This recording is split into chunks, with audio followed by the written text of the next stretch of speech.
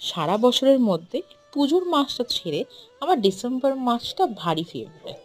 শুধু কি ক্রিসমাসের জন্য? তা না, ক্রিসমাস তো সবে 25 ডিসেম্বরে আসে, কিন্তু 1 ডিসেম্বর থেকেই যেন একটা পিকনিক, ঘোরাঘুরি, আড্ডা, খাওয়া দাওয়া, শীতের আমেজ শুরু হয়ে যায়।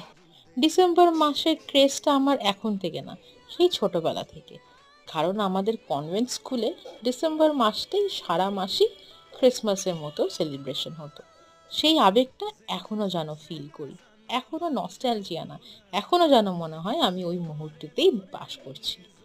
তাই ডিসেম্বর মাসটা এলেই আমার মনটা খুব পিকনিক, ঘোরাঘুরি, আড্ডা এইসব দিতে ইচ্ছা করে। ফ্রেন্ডসের সাথে তো আড্ডা আড্ডা আছেই। কালকে তাই জন্য চলে গেছিলাম আমি আমার ফ্যামিলির সাথে আড্ডা দিতে, আমার একটা পিসির মেয়ের বাড়ি।